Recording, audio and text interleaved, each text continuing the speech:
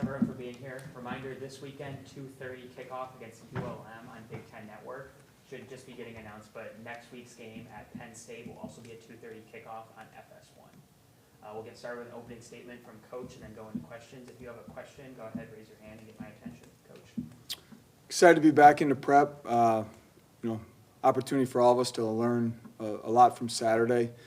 First thing that we learned is we still have a lot of work to do. Learn that we still need to, develop a mentality and an understanding of what it looks like to, put teams away when you have them on the ropes.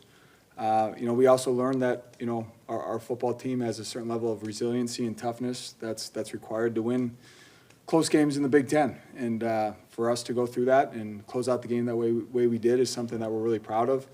But there's a lot of work left to be done. And coming back and being in meetings this morning, have a hungry group that's ready to get back at it this evening for our first practice and prep for University of Louisiana Monroe.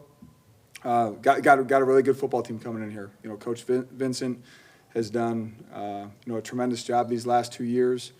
Inherited a program that was struggling at the time. Won 5 games last year. They're off to a 3-1 start. Big win over Arkansas State. They're going to run the ball effectively. They're going to challenge you on the perimeter. The quarterback is, slippery in the pocket, can extend plays, can, kind of go off script and force you to defend things that aren't naturally right in front of you, but gonna find ways to stress you in the quarterback run game. Defensively, in their wins, they've found ways to play really good defense. They're stout up front, good personnel.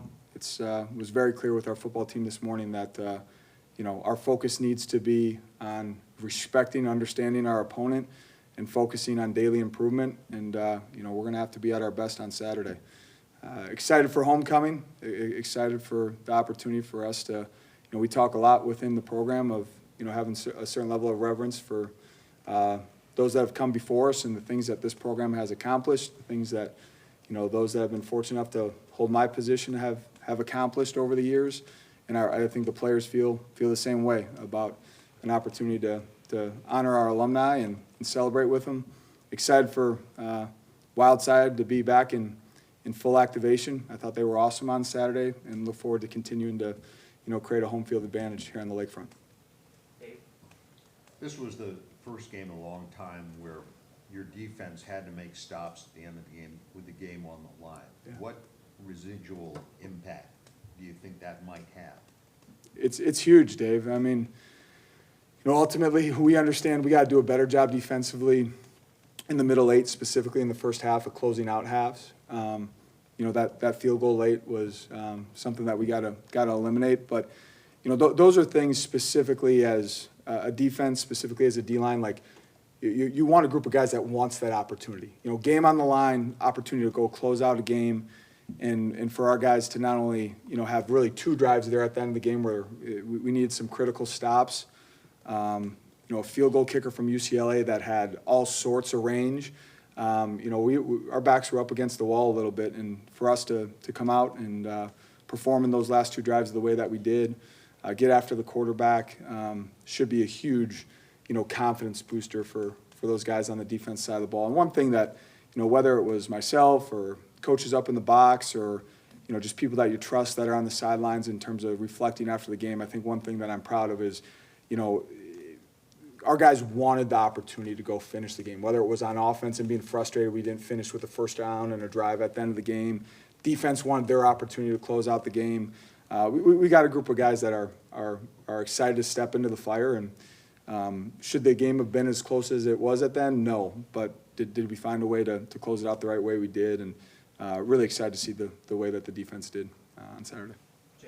Coach, you've seen firsthand what it's like making the transition from the FCS to the FBS level, at least from a coaching standpoint. What do you attribute Griffin's ability to make that jump look almost seamless with him leading the team in both receptions and receiving yards at the first 4 games of the year? Yeah, I think it's one of those things, like you clearly acknowledge that you're playing in the best league in all of college football, but also an understanding that, like, it's still football, And I think the thing that I've seen out of Griffin that I really appreciate is, like, just the way that he operates, throughout the offseason, spring ball, fall camp, his routine, his preparation, and he's just like not cocky at all, but very internally competitive and confident in his ability.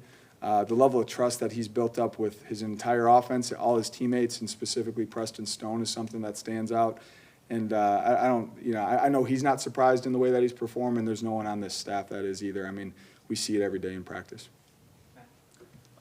Coach, pace of play versus Oregon and UCLA was very, measured, I think especially early against Oregon. Play counts ended up around 120 combined. You've been around 60 the past 2 games. Are those number targets, and how conscious has the effort been to slow down the tempo the last couple games? Yeah, I wouldn't say that there's any conscious effort to slow down the tempo. I think ultimately offensively we're excited to continue to have opportunities to create more explosive plays that lead to a little bit shorter drives. But ultimately, we know in our formula, offensively, to play winning football, it starts with running the football. And when you're effectively running the football and efficiently running the football, that sometimes can lead to longer drives and limited possession games. I think it's a reflection of the effectiveness that we're running the football with. And also, I told Zach this, I've told our staff this, you can get yourself into trouble as a coach when you try and find the perfect play to create explosives. Explosives need to, Hunter Welsing's a screenplay, against UCLA, huge play, really well thought out scheme, well timed in terms of its call. But if you get in this mode of just chasing explosives, you're going to eventually get yourself behind the sticks and then get out of rhythm. Where we need to continue to grow as an offense is, it's, and I've said this before, but it's one more broken tackle. It's just a little bit more strain on the backside to get one more block. The opportunities are out there, but there's not a calculated measure in slowing down the game, but ultimately the result of effectively running the ball and some sustained drives is leading to limited possession games, which ultimately, can help our defense. And, the thing our defense has to continue to embrace is if there are limited possession games and limited rep counts on defense, well, we need to be playing really, really stingy defense. Coach, do you have injury updates for Damon Walters and Josh Fussell? Yeah, we're really excited about where not only those two, but the entire team is trending. Other than our long-term, surgical guys, I feel like we have an opportunity this week to be back to full health. So we'll know more later this week on those two specifically, but excited about where the health of our football is trending right now. Matt? With the nature of modern college football, at the 4-game mark, I just have to ask, have you been informed of any players looking to redshirt with an intent to transfer right now? No, and I'll be really honest with you. There's so much hanging in the balance. I don't envy young people right now in the landscape of college football, but roster sizes are shrinking. Between the powers that be that make all these decisions, and I know there's still a lot of litigation out there, but something that needs to happen in the next 9 months, has to happen, is, we need to make this just very clear and concise for our young people. You have 5 years to play 5 years. This model of redshirt, it makes zero sense. And in the conversations I've had with a lot of people over the course of the last year, very optimistic that that's where it's going to land. But for head coaches and young people to navigate this idea of redshirt, especially with roster sizes shrinking, just isn't fair to our young student athletes. And we got a team right now that's committed to. The amount, Matt, the amount of young guys that we have contributing on special teams right now. You look at our kickoff team right now and the amount of young guys that are out there contributing, having a huge impact. It's huge, but we need those guys to win games. And we've been very transparent with that communication with our football team in terms of how we're navigating, managing a roster in this new landscape. But ultimately, the powers that be need to take that option just out of the equation, especially with rosters shrinking down to 105. Jake? Coach, this past Saturday, UCLA used the quarterback design run game a little bit. How would you assess how your defense dealt with a mobile quarterback this past weekend, and how are you looking to build on that effort this weekend against ULM with another mobile quarterback coming in? Yeah, in terms of the designed quarterback run game, I thought we did a outstanding job against it. The scramble, I forget what quarter it was, but it was a 3rd and long. We bring pressure. Ultimately don't build the pocket the way that we're supposed to. and gave Nico an escape through B gap, which we knew he likes to escape through. And with back to the ball defense and man coverage, he turned it into explosive play, which doesn't really come down to defending the run necessarily. I know it goes down the stats as run game, but the opening play was design quarterback run. We fit it up really well. I thought overall the design quarterback run game we did a nice job against. We need to continue to really understand. We got dynamic pass rushers on this defense. We need to do a better job defensively of building the pocket together and keeping quarterbacks bottled up. Robert Fitzgerald is flying around the field this weekend. He really has all season long. What do you think's been the reason for the elevated success so far?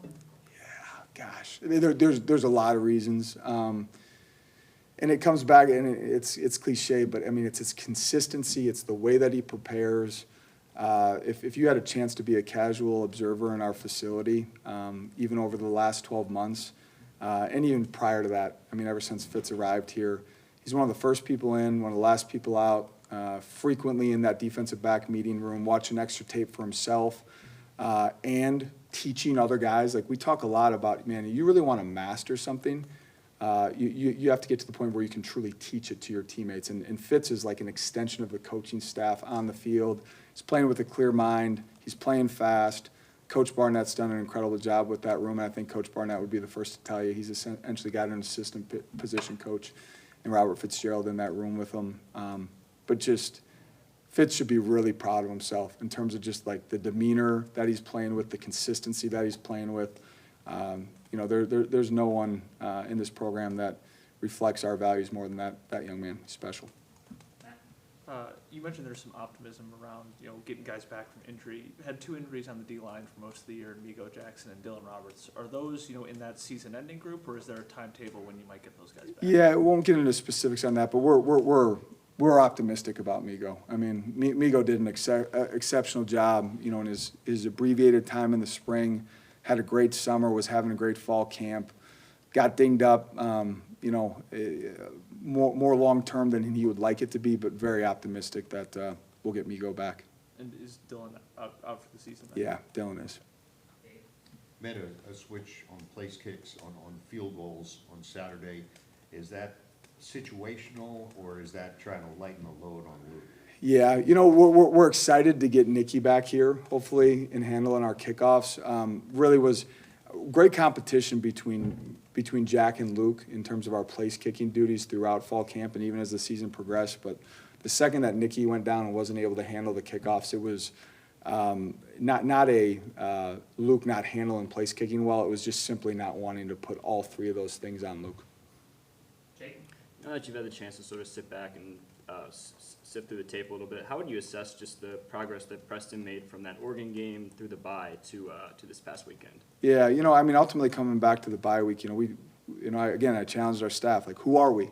We have to clearly define that. And as you go through that list of who we are on offense, like, one of those bullet points in there is, we got a winner at quarterback. And Preston should be really proud of himself in terms of, like, he played winning football. Huge 4th down play, completion to Griff, 3rd and long completion. That was a big play in the game. As simple as that opening drive, it unfortunately turns into a 3rd and long situation. UCLA has it, covered really well, and Preston ultimately ends up taking a sack. But that's the smart decision. He didn't try and force something that wasn't there, and ultimately we walked away with 3 points. There was a progression there in the 4th quarter where we're inside the 5, and we watched all 3 of these clips today as a team. But I mean, it was infuriating to watch that progression in terms of, like, credit to UCLA for bowing up, but, like, we got in our own way in terms of, like, execution. We're running power, and we got one person running counter. And it's like, just, man, take a breath, focus, and execute. We need to finish those drives. But one of the plays in that progression, we got to do a better job of selling the play fake, limiting the pressure that can get in Preston's face immediately. We do a poor job of that. I mean, there is immediate pressure both inside and outside in Preston. It should be a walk-in touchdown for Joe. And Preston makes the right decision. Like, he throws it to Joe. Kid makes a great play, but Preston immediately goes after the ball and goes to bat it down. Like, makes it critical. Like, that's winning football. And I'm really excited about how that progression is going. That young man is a winner. He doesn't need to worry about like shouldering the burden of like go win games for us. There's times that he will, but like you put that guy in third down situations, you put him in 2-minute scenarios, you put him in critical situations like that. You know, when he's at his best, he's a flat out winner, flat out competitor. And you could see it. I mean, he takes a couple hits when he's scrambling, he's getting up, he's fired up, he's leading on the sideline, he's leading in the huddle. You know, really excited about the progress that we're seeing out of Preston. Matt? Early in the season, Deuce McGuire and Martez Lewis split snaps at right tackle. Martez played the whole game against UCLA. Is that the plan going forward for Martez to be every down? You know, it's one of those things that like that's a day-by-day evaluation. You know, ultimately, fun to talk about who's a starter and what the plan is, but you know, if we're going to talk about, you know, one of our core values being competition, then, you know, every day is an open competition. You know, if guys want to continue to hold a spot, they got to continue to perform at a level that's reflective of being a starter in the Big Ten. And I'm really excited about a lot of the things that Tez is doing, but I'd also, if Deuce McGuire was standing right here, I'd say, hey, man, keep beating, keep pushing. And, you know, that applies not just to that position, it applies to our entire football team. You know, you earn opportunity, and you earn opportunity daily. And, you know, one thing I know about Deuce McGuire, he's going to keep pushing to make sure he's ready when his opportunity comes. You talked earlier about, how great Griffin has been, but it seems like the team's still really struggling to find, another receiving option. At this point, about a third through the regular season, how do you create more receiving options for Preston? Yeah, I mean, I think it's ultimately what I'll come back to is it starts with us running the football, which we've effectively done. Hayden Elegon continues to elevate. Drew Wagner continues to elevate. And when I say elevate, I know the questions about passing game. We'll get back to that. But, Frank Covey, the effort, like these are things that go unnoticed. But Frank Covey is like busting his tail out there, straining to make blocks, playing winning football, blocking on the perimeter when the ball's in Joe's hands. And ultimately, like some of these guys have been dinged up throughout fall camp. Excited about the health of our football team. Some of the best timing that we see out of Preston is with Griff. And ultimately, like Griff has been the most consistent participant in practice throughout spring, summer, and fall camp and throughout the season. Now with guys being back a little bit longer with Drew and Hayden, you hope that starts to show up, that timing, that rhythm starts to show up, not just with a couple wide receivers, but the entire group. And, again, we knew going into this season that it was going to be a wide receiver group that was unproven, that was going to have to continue to ascend as the season went along. And I'm excited to see some breakthrough for some of those guys because there's more in the tank out of that room than what we're seeing right now.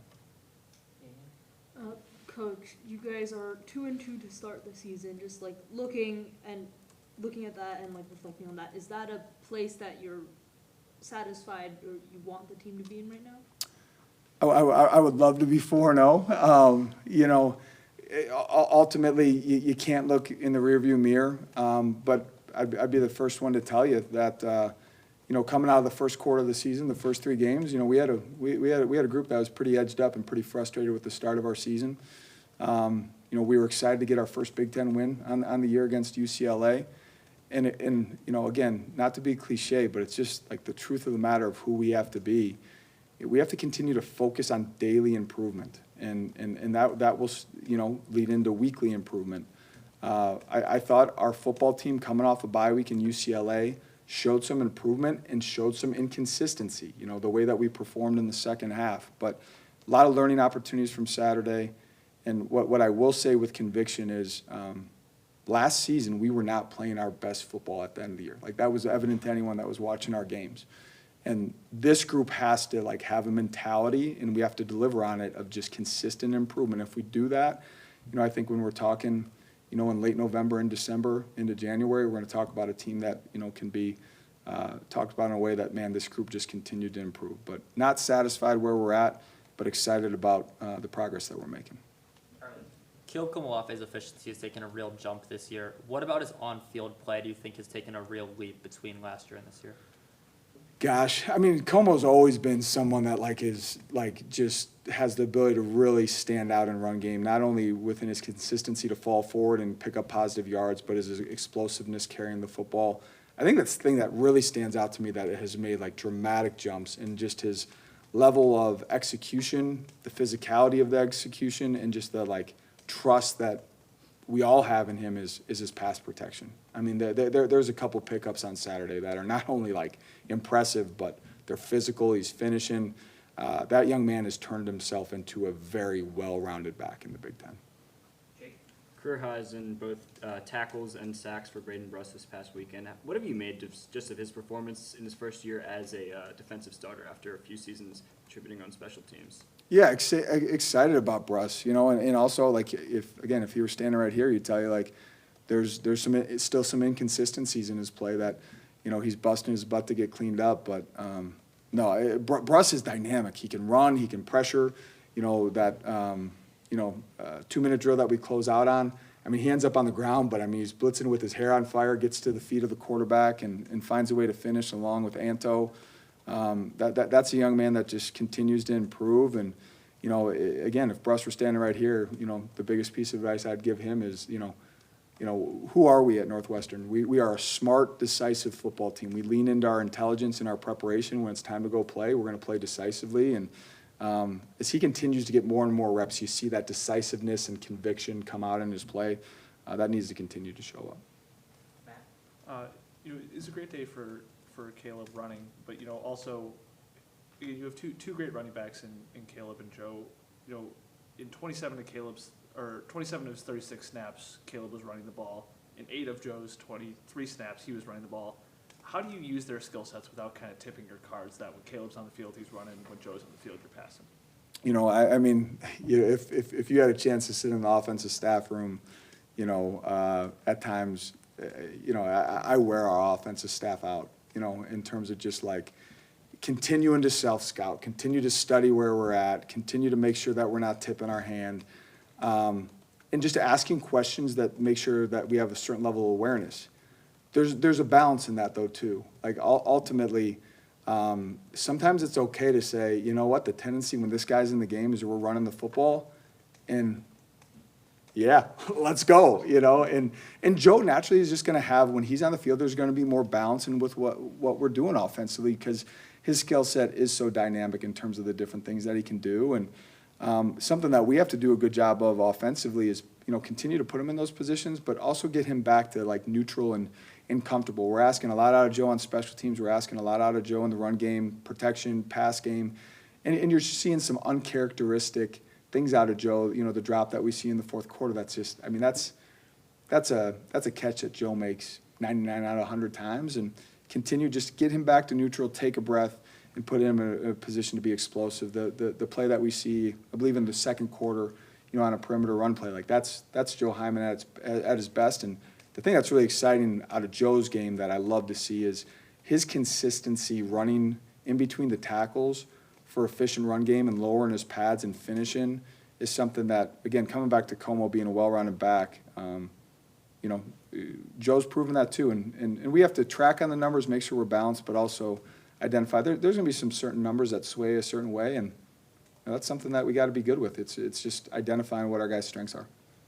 When you think of how Preston has dealt with his early season struggles, early season adversity, and really just taken accountability at every step of the way, I mean, how much value do you think that has in terms of lessons, just by example, for the younger guys in both his position group, but also in the team as a whole? I think there's countless lessons from that, and he's probably having a lot of those lessons along the way that I'm not even observing, just in terms of the way that he operates in the facility, interacts with our guys, tuning out the noise, focusing on what he can control.